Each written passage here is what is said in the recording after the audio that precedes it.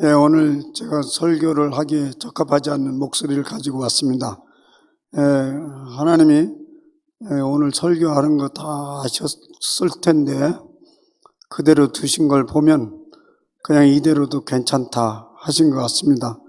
여러분들이 귀를 좀껏 더 세우시고 동일한 은혜가 있기를 바랍니다. 오늘 이사야 본문에서 눈에 썩 들어오는 몇 단어들은 소생시키시다, 위로하다, 고치다, 평강이 있을지어다라는 얘기입니다. 이런 얘기들을 이제 살펴보면서 내용을 들여다보면 이사야 많은 말씀들이 이런 얘기입니다. 이제 하나님께서 이스라엘 백성들에게 진노하셨습니다. 화를 내셨습니다. 이유가 있는 것이요. 그러나 또 하나님은 아셨습니다. 화를 내봐야 저것들이 제대로 되겠나? 내가 마음을 풀어야지. 그래서 그 풀어져 가는 과정을 보면서 다시 백성들을 끌어안는 그런 모습들이 이사야의 많은 말씀들입니다. 그 중에 한 말씀이 오늘 말씀이고요. 그것을 대변하는 한 말씀을 꼽자면 16절의 말씀인데, 내가 끊임없이 노하지 아니할 것은 내가 지은 그의 영과 그 혼이 내 앞에서 피곤할까 함이라. 우린 자주 위로가 필요합니다. 우리가 이발소의 시인이라고 할 만치 대중들에 널리 알려진 러시아의 그 시인 푸시킨이라는 아시죠? 삶이 그대를 속일지라도, 이런 시입니다. 다 알고 계시죠? 이발소에 가면 딱 앞에 걸려 있는데 요즘에는 이제 지난 것 같은데요. 삶이 그대를 속일지라도 노하거나 슬퍼하지 말라. 슬픔의 날을 참고 견디면 머지않아 기쁨의 날이 오리라. 사실 세상은 우리를 끊임없이 속이는 것 같습니다. 세상이라는 것은 사람이기도 하고 풍조도 그렇고 사건이 그렇습니다. 그래서 우리 마음은 끊임없이 다툼이 일어나고요. 삶이 힘들게 느껴집니다. 그래서 우리는 위로가 필요합니다. 그 마음을 가지고 하나님의 가까이 나아가면 주님은 우리에게 이렇게 말씀하십니다. 내가 그의 길을 보았은즉 그를 고쳐줄 것이라. 그를 인도하며 그와 그를 슬퍼하는 자들에게 위로를 다시 얻게 되리라. 우리가 살아오면서 부지불식간에 많은 상처를 입으면서 살아갑니다. 그런 동안에 우리 마음 곳곳이 움푹움푹 파여집니다. 그래서 조금만 듣기 싫은 소리만 들어도요, 너무너무 참 힘들어합니다. 그래서 극단적인 생각으로 막 몰아갑니다. 죽고 싶다, 포기하고 싶다, 그만 살고 싶다, 툴툴 터버리고 어디든지 떠나고 싶다 라는 그런 생각으로 몰아갑니다. 그런데요, 사실 그것이 다 끝나고 돌이켜보면 그 매우 사소한 일이고 그저 늘상 일어났던 일입니다. 그런데 또 당하면 동일한 방식으로 또 돌아갑니다. 죽고 싶다, 더 이상 못 살겠다, 털털 버리고 떠나버리고 싶다, 그것입니다. 그런데 그렇게 아픈 것은 그 아픈 소리 때문이 아니에요. 사실은 비 온 후에 보면 이 맨바닥에 보면 비 온 후에 땅이 움푹움푹 파이잖아요. 위험한 것입니다. 우리도 살아가면서 마음의 자리가 많이 움푹움푹 파여져 있습니다. 그래서 조그만 상처를 받아도 그 아픈 곳을 팍 찌릅니다. 그래서 너무너무 견디기 힘들어하는 것이죠. 우리가 다 경험하잖아요. 이 피부에 상처가 나서 다 아물기 전에 그걸 탁 쳐보세요. 엄청 아프잖아요. 근데 동일한 강도로 다른 데를 쳐봐요. 꿈쩍도 하지 않잖아요. 우리는 이 땅에 살면서 너무 많은 이런저런 일 때문에 상처를 입고 아파합니다. 그래서 그 상처를 치유받고 싶어 합니다. 더 이상 그런 일이 저나 여러분은 싫지요. 그죠? 조그만 일에 너무 아파하고 고민하고 돌이켜보면 또 아닌데, 아무것도 아닌데, 또 다가면 너무너무 아파하고 돌이켜보면 또 아무것도 아닌데, 이거 내가 바보야. 싫지요, 자기 자신. 주님이 고쳐주신다고 합니다. 내가 그를 고쳐주리라. 그리고 거듭거듭 말씀하시기를 평강이 있을지어다, 평강이 있을지어다. 우리가 일상생활을 하면서도 삶에 지쳐서 주저앉고 싶을 때 소생함을, 치유함을, 또 위로를 받기를 원합니다. 근데 그런 것을 기대하지 않는 신앙생활이라는 것은 뭐하러 하는 것이요? 그런 거 그냥 하는 것이다. 여러분, 상처받아 지쳐있을 때 소생하고 치유받지 못하면 그 사람은 다른 사람들에게 동일한 영향을 미칩니다. 그리고 그의 생활은 아무 이 신앙생활에서 위로와 치유와 평강과 용서를 기대하지 않는다면 그런 신앙생활은 그저 죽을까봐 전전긍긍하면서 하늘에서 무슨 벌이 내리지 않을까, 그렇게 전전긍긍하는 그런 종교생활에 불과합니다. 예수님이 이 계절에 오셨습니다. 아니, 오신 것이 아니라 오시고 계십니다. 이것이 예수님과 우리 생일과 차이점입니다. 우린 날마다 태어나지 않잖아요, 그죠? 그래서 몇 년 생일을 기억하면서 뭐 축하하고 그런 일을 하지만 예수님은 매일 오십니다. 이 초대 교부들이요, 이 하나님의 독생하신 자다, 이거 무슨 말인지 이해가 어렵잖아요. 독생하신 분, 그것에 대해서 그렇게 해석을 했습니다. 교부들이. 그분은 영원히 태어나시는 분이다. 왜 그분은 영원히 태어나셔야 합니까? 당신 백성들에게 계속 찾아오시고 소생시키시고 치유하시고 위로하셔야 하기 때문에 그렇습니다. 그런 일이 이사야 선지자에게 전해졌습니다. 오늘 보면서 이런 일들이 지금 벌어질 것이고 벌어지고 있다. 오늘 이사야 본문은 이런 내용입니다. 유다 백성들이 오랫동안 포로 생활을 했습니다. 적어도 200년부터 70년 사이 긴 포로 생활을 하고 난 후에 그야말로 이제 때가 되어서 그들을 이제 자유의 몸으로 풀어지게 됐습니다. 고향으로 돌아왔습니다. 얼마나 감격적인 일입니까? 그런데 실제적으로는 진정한 해방은 맛보지 못했습니다.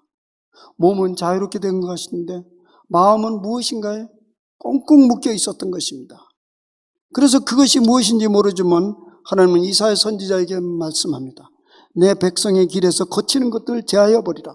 저들이 내가 자유를 주는데 왜 자유를 못 누리느냐? 그들 앞에 무엇인가 지금 거치는 장애물이 있기 때문에 그렇다고 합니다. 이스라엘 백성들은 침략자들의 손에서 놓여지면 모든 문제가 해결되고 평안할 줄 알았습니다. 그러나 해방의 감격은 잠깐 이후 그들에게는 평화가 찾아오지 않았습니다. 무엇인가 꽁꽁 묶어져 있던 것이죠. 그 마음의 상태를 오늘 본문에서는 이렇게 매우 자극적으로 설명하고 있습니다. 더러운 흙탕물이 솟아나는 요동하는 바다와 같다. 그 마음 상태를 더러운 흙탕물이 막 솟아나는 그런 요동하는 바다와 같다.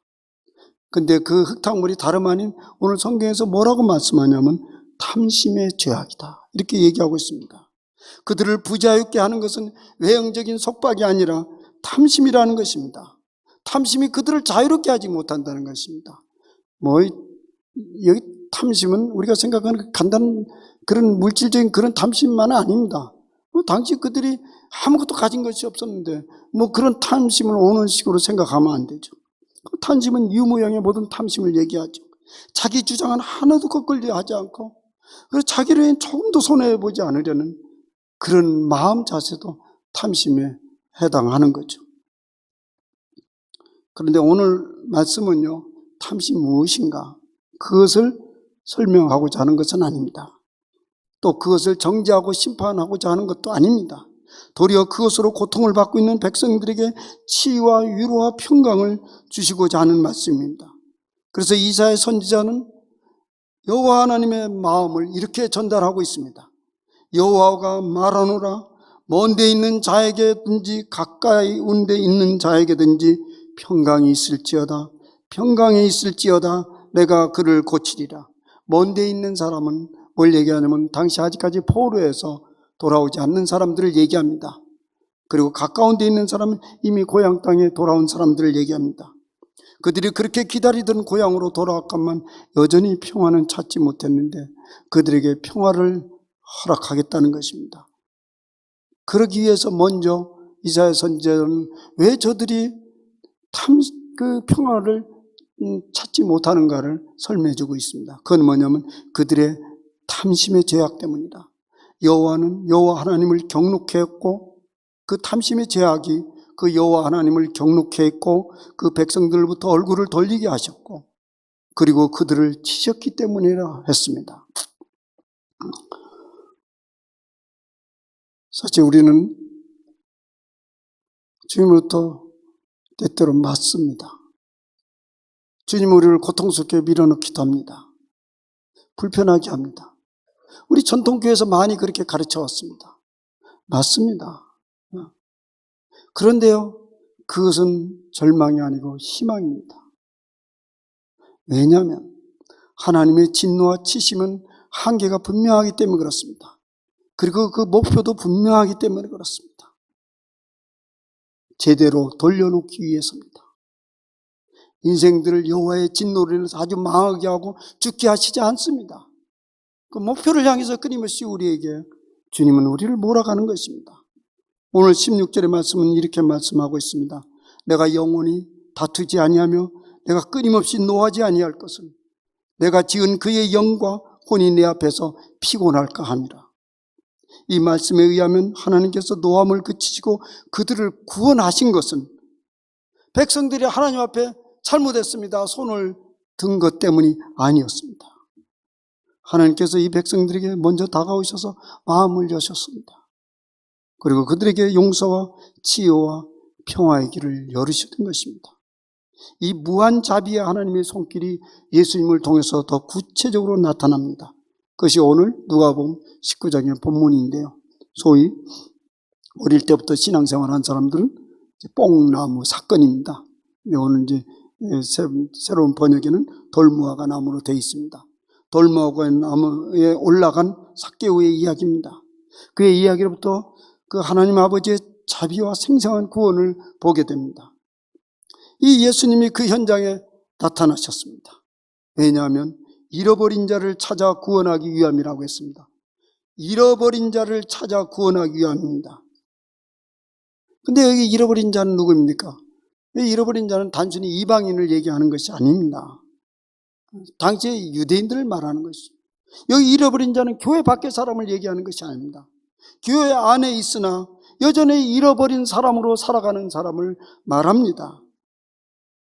그들 모두는 당연히 하나님 앞에 있는 것처럼, 하나님 집안에 있는 것처럼 여기에 버젓이 있지만은 마치 집안에 없는 투명인간처럼 자기 욕심이나 자기 주장을 하나도 버리지 않고 그대로 살아가는 사람을 말합니다. 여러분, 가끔 집안에서 이런 소리들을 합니다. 나 하나 없는 셈 치고 살아. 부인이 그래요. 또 남편이 그래요. 또 속속이는 아이들이 그래요. 나 하나 없는 걸로 알고 살아. 관심 끊으라는 얘기죠. 교회 안에도 그런 사람들이 종종 있어. 우리 교회는 아주 없기를 바라지만 나는 아예 없는 사람으로 생각하고 관심 끊으세요. 투명인간으로 생각하세요. 안 됩니다. 제자리로 돌아와야 합니다. 그 자리에 있으면 그 자리에 있는 사람처럼 살아야 됩니다. 그런 일이 일어나야 됩니다. 그런 일이 어떻게 일어나는지를 오늘 누가복음에서 이제 세세히 설명을 해줍니다. 그 말씀을 보겠습니다. 이 10절 중에 구조는 이렇게 되어 있습니다. 1절에서 4절까지는 삭개오가 어떤 사람이며 그 사람이 어떤 결단을 하고 있는지를 보여주고 있습니다. 5절에서 7절은 이런 삭개오의 태도에 대한 예수님의 반응과 사람들의 반응을 보여주고 있습니다. 그리고 8절에서 10절은 다시 삭개오의 반응이 나타나며 예수님의 근본적으로 하시고자 한 일을 벌이시는 것입니다. 2절에서 보면 삭개오가 어떤 사람인지를 소개합니다. 간단하게 소개합니다. 그러나 매우 강력합니다. 그는 세리장이요 부자다. 오늘로 그 세리장이가 뭔가, 제가 여러 군데 찾아봤는데요. 당시 팔레스타인 지방에 세리장이라는 그런 관직의 흔적이 나타나지 않는다. 그렇게만 찾았어요. 우리 성경에 그렇게 나와요. 그냥 뭐 오늘 세무서장이라고 합시다. 아주 높은 사람이었어요. 부자예요. 불의한 시대의 세무서장은 부자예요. 말할 것도 없죠. 그런데 그가 예수님이 어떠한 사람인가 하고 관심이 일어났어요. 어떻게 이런 일이 일어날까요? 그는 세리장이고 부자인데 예수님이 왜 필요할까요? 지체 높은 사람도 예수님이 필요한가요? 부자도 예수님이 필요한가요? 더 높은 자리에 올라가고 싶은가요? 더 부자가 되고 싶은가요? 아니면 또 다른 진실이 숨겨져 있는가요? 사실 여기 세리장이요 부자라고 소개한 것은 이런 갖가지 의문을 일어나게 하는 것입니다. 저희 30대 전반에 경험은 있었던 이야기인데요. 제가 한 부자 미국인 백인을 알고 있었습니다. 그분은 내가 한국에서부터 알았고 또 미국 가서 만났고 상당히 부자가 됐더군요. 80년대 중반이니까 실리콘밸리에 이제 공장을 가지고 컴퓨터 관련된 생산하는 그런 오너였어요. 주인이었어요. 그분이 나에게 전해준 얘기가 지금도 아주 생생해요. 너무 간단 명료하기 때문에 I have no any problems. Problem is that life is too short. 나는 아무 문제가 없다. 근데 문제가 있다고 한다면 인생이 너무 짧다는 것이다. 그 얘기를 들으면서 확 떠오르는 생각이 있었어. 당신은 문제를 알면서, 문제를 말하면서도 문제가 무엇인지 모르고 있군요. 그는 나를 방학에 초대해서요. 거기서 방학 내내 있으려고 갔는데요. 한 주간은 있는데 너무 답답해서 견딜 수가 없었던 거예요. 그래서 일주일 만에 가겠다고 그랬어. 그때 막 화를 내면서 일주일이라고 뭐하러 왔냐고 그랬어. 하여튼 난 간다. 숨 막힌다 이 소리는 안 했어. 너무 힘들다. 그 생각을 가지고 그래서 갑자기 가니까 비행기표 금방 끊어야 되고 비싼데 그건 끊어주더군요. 그래서 그냥 돌아왔어.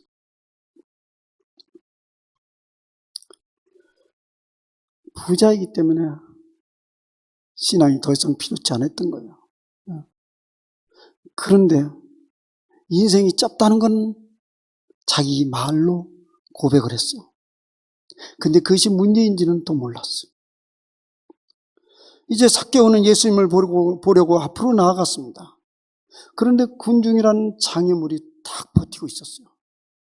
순간 삭개오는 이렇게 생각했음직합니다. 내가 세리장이고 부자인데 굳이 저 사람에게 내가 힘들게 이렇게 할 일이 있나? 내가 무엇이 부족한데? 그 사람 만나면 뭐가 달라지는데? 만약 그가 예수님을 보고자 하는 것이 단지 호기심의 문제였다면 그는 마음을 접었을 것입니다. 그는 세리장이고 부자이기 때문에 그렇습니다. 말하자면 예수님께 깊이 나아가는 일에 세리장이라는 신분과 부자라는 신분이 장애물이 될 수 있다는 얘기입니다. 그런데 그는 그 군중을 뚫고 돌무화 나무로 올라갔습니다. 마침내 그는 세리장이요 부자라는 걸림돌을 걷어차버렸습니다. 그 순간 그는 세리장이요 부자가 아니라 키 작은 삭개오로 돌아왔습니다. 그리고 돌무화과 나무로 올라갔습니다. 그가 돌무화과 나무에 올라 우뚝 서는 그 순간 그는 더 이상 세리장이도 부자도 아니었습니다. 사람들이 조롱하는 그 난쟁이요 멸시당하는 로마의 앞제비 매국노 악인 세리장이었습니다. 자기는 로마의 앞잡이 노릇을 하면서 가난한 백성들의 고열을 빨아먹는 흡혈귀와 같은 존재였습니다. 당시에 유대인들은 세리를 이방인보다 악할 뿐만 아니라 기생충보다 못하다고 했습니다. 그 기생충 같은 그 모습을 세리장이요 부자라는 옷으로 가리고 있었던 것이죠. 그런데 지금 이 순간 삭개오는 벌거벗어 버렸습니다. 모처럼 찾아온 기회를 놓칠 수가 없었습니다. 삭개오가 그래서 이 무거운 결단을 했을까요? 이 무거운 결단을 그가 했어요. 근데 그의 그런 결심 때문이었을까요? 그렇지 않습니다. 하나님 먼저 그에게 찾아오셨습니다. 오늘 본문에 보면 왜 예수님이 여리고로 가셨나요? 본문에는 삭개오를 만나는 것 외에는 별다른 목적이 보이질 않습니다. 근데 이런 장면이 요한복음 4장에도 나타납니다. 유대인 남자들이 점닥거리는 그 사마리아 지방을 예수님이 통과하게 가고 있습니다. 왜 그렇게 했을까요? 그 요한복음 4장에도 다른 목적이 하나도 나타나지 있지 않습니다. 단지 수가성에 그 한 여인, 사마리아 여인을 만나는 것 외에는 다른 이유가 없었던 것이죠. 마찬가지로 오늘 예수님이 삭개오를 찾아오셨습니다. 그리고 그를 초대하셨습니다. 그는 어느 순간부터 자신이 추구하고 있는 삶의 방식이 진정 이게 사는 길인지 죽는 길인지를 묻기 시작했습니다. 예수님이 찾아온 근거입니다. 누구도 무시하지 못하는 신분, 높은 사람이 되는 일이, 그리고 온 천지에 가난뱅이 투성이인 세상에서 부자가 되는 일이 복되고 가장 보람있는 일이라는 확신이 흔들리기 시작했습니다.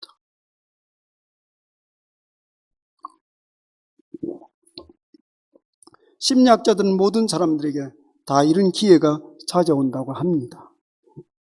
소위 중년의 위기라고 말합니다. 외형적인 가치보다 내면적인 가치에 눈이 떼어지는 순간입니다. 그때 사람들은 가치관에 대한 혼란과 혼돈을 겪습니다. 그래서 그 시기를 위기라고 말합니다. 왜냐하면 이제까지 거침없이 추구해왔던 그런 가치관의 의문을 제기하기 시작하고 새로운 것을 찾고자 하는 욕망이 일어나기 때문에 그렇습니다. 하나님이 인간을 인간되게 하기 위해서 때때로 그런 위기를 허락하신다는 얘기입니다. 그러나 누구나 그런 위기를 자각하거나 잡지는 않습니다. 그런데 그때 예수님이 그곳에 있는 삭개오를 흔들어 깨웠고 기꺼이 자신의 신분도 잊어버린 채 심지어는 자기의 부끄러움까지 드러낼 만큼 강력하게 예수님이 그를 흔들어 깨웠고 그는 그 성령의 감동에 따라 움직였습니다. 순종했습니다.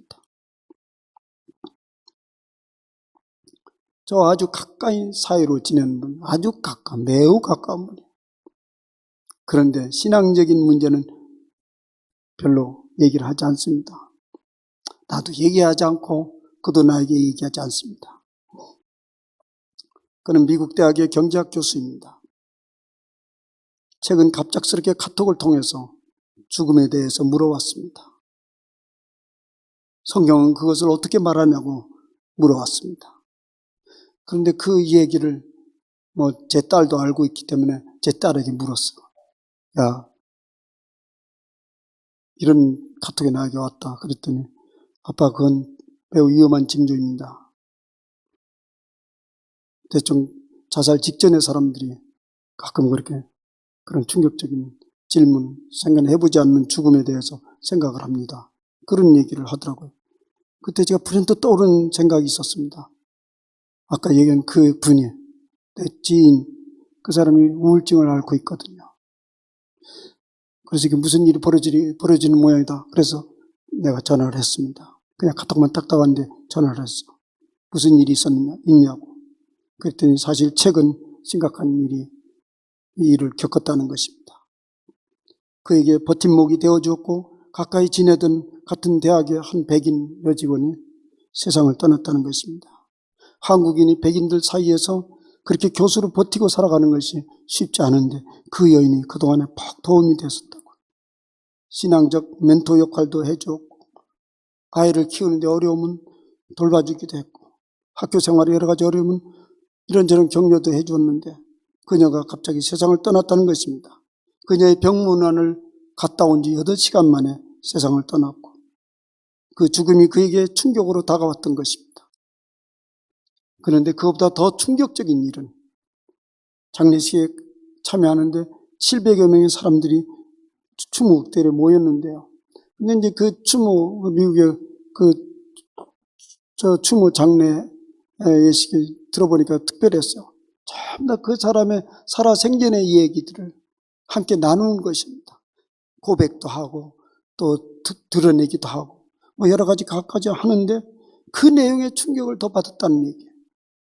그 추모의 글과 오가는 이야기들 속에는 그녀의 경력과 학력 그리고 사회적 지위에 대해서는 이런 방구의 말도 없었다는 것입니다. 그동안 그녀가 어떻게 많은 사람들에게 사랑을 베풀었고 도움을 주었는지에 대한 이야기들로 가득 채워졌다는 것입니다. 그녀가 무슨 일을 했느냐는 사람들에게 아무 관심이 없었고요. 그가 이웃을 향해서 세상을 위해서 어떻게 큰 마음으로 살아갔는지를 얘기했다는 것입니다. 제가 방금 전에 그 지인, 그 사람의 삶의 궤적을 제가 잘 알고 있습니다. 그는 끊임없이 성공을 추구했고 가끔 만나면 얘기하는 것입니다. 돈을 버는 일에만 몰두하고 있었습니다. 그렇다고 돈이 벌려지는 것도 아닌데요. 물론 미국 사회에 돈이 필요합니다. 뭐 집 큰 거 샀죠. 계속 그걸 지불해야 되죠. 여러 가지 자식 키워야 되죠. 영재학 교수로 그게 만족할 수 없는지 얼마 전 재작년에 갔던 CPA를 한다고 그래요. 회계사를 해서 돈을 또 벌어야 된다는 거예요. 속으로 미쳤지. 왜 저러나.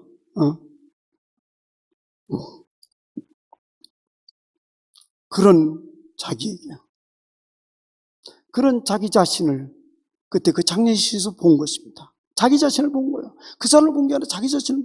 그 죽음 앞에서 얼마나 자신이 초라하고 헛되게 느껴지는지를 봤다고 자기가 얘기를 해요. 그래서 마침내 자신의 삶을 이렇게 살면 안 되겠다. 그런 바꿔야 되는 긴박성을 느끼게 된 것이죠. 이제 그는 40대 중반밖에 안 되었는데 죽음이 눈에 들어오기 시작한 것입니다. 잘 사는 것이 무엇이냐를 묻기 시작한 것입니다.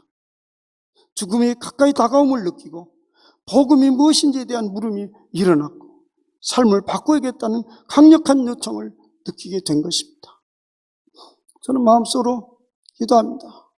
이 친구 이 기회를 놓치지 않으면 좋겠는데 어제도 이렇게 카톡이 와서 제가 길게 답을 해서 보냈습니다.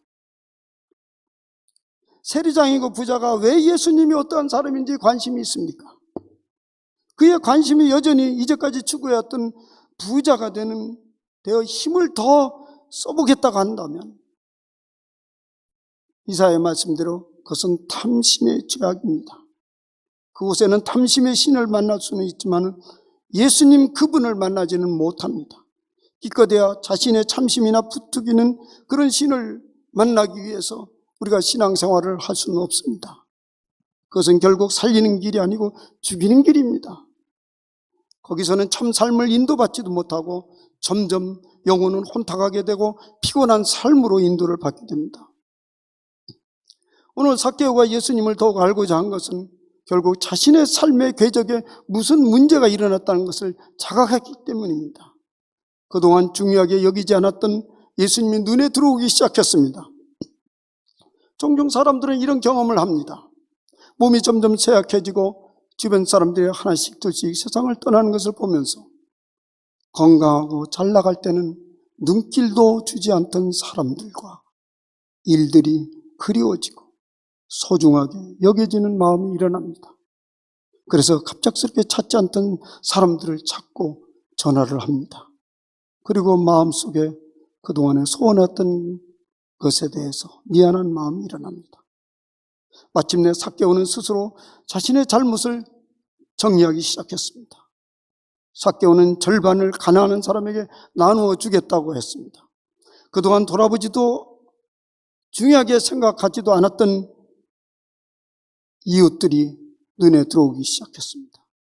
남의 것을 빼앗은 것이 있으면 4배로 갚겠다고 했습니다. 말씀대로 살겠다는 다짐이죠. 율법에는 훔친 것이나 착취한 것을 돌려줄 때는 5분의 1을 보태어 갚으라고 했습니다. 20%의 보상을 더하여 갚으라는 말입니다. 또 도둑질한 것은 갑절로 갚으라고 합니다. 소나 양을 도둑했으면 소 1마리에 소 5마리로 양 1마리, 양 4마리로 갚으라고 했습니다. 즉 오늘 이 말씀을 정리해 보면 남의 것을 부당하게 빼앗거나 탈취했으면 유무용으로 적어도 200%에서 800%까지 배상하도록 되어 있습니다. 그런데 삭개오는 오늘 가장 높은 치 800%를 선택했습니다. 우리는 여기에 많이 주목하고 있습니다. 와, 그가 엄청난 일을 결단을 했구나. 사실은 그게 중요한 것이 아닙니다. 이 엄청난 결단을 한 것을 보면 우리가 거기서 엿볼 수 있는 것은 그 삭개오가 얼마나 엄청난 하나님으로부터, 우리 예수님으로부터 위로와 평강과 용서를 경험했는지를 보게 됩니다. 구원이 다름 아닌 이것입니다. 가치관의 전도가 일어나는 것이고, 전에 그토록 소중히 여겼던 것이 사소하게 보이고, 전에 가볍게 보던 것들이 소중하게 여겨지고, 그 가치가 보이기 시작할 때 구원이 이른 것입니다. 한 사람이 그렇게 되면 온 가정이 영향을 받습니다.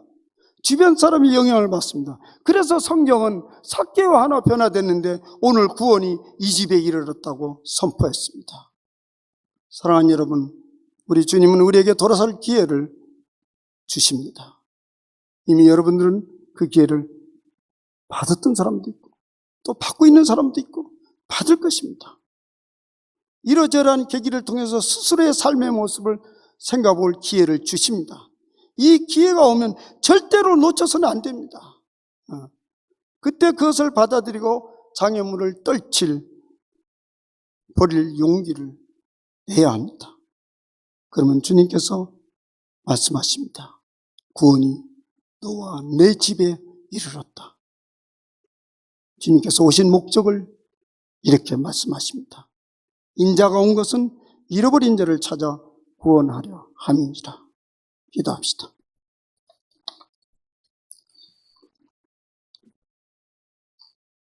주님, 우리는 이 땅에 치열한 경쟁 속에서 살면서 보이는 것이 가장 큰 것으로 길들여져 있습니다. 많은 사람들이 주목을 받고 더 탄탄한 경제적 안정을 누리고 마지막까지 끝까지 지킬 만한 물질을 붙들고 그 모든 것들이 나를 힘있게 한다는 그런 사고에 길들여져 있습니다. 주님, 그러나 그곳에서 벗어나지 못하는 당신의 백성들을 보고 우리 하나님은 안타까워합니다. 그래서 그들로 하여금 때때로 주님이 충격을 주십니다. 고통을 주십니다. 아프게 하십니다. 괴롭게 하십니다. 돌아오라는 주님의 소리로 듣게 하옵소서. 주님은 이미 그곳에 치유와 용서와 평강의 길을 열어놨다는 사실을 기억하게 하옵소서. 주님, 구원은 이미 여기에 이르렀다는 것을 우리는 반복적으로 듣고 있습니다. 주님이 열어놓으신 그 길에 들어가면 벌써 그것이 구원이라는 사실을 오늘 말씀에서 우리가 깨닫게 되오니 주님, 기회가 올 때 놓치지 말고 용기를 내고 그 길로 들어가는 저희들이 되게 하여 주옵소서. 예수님의 이름으로 기도하옵나이다. 아멘.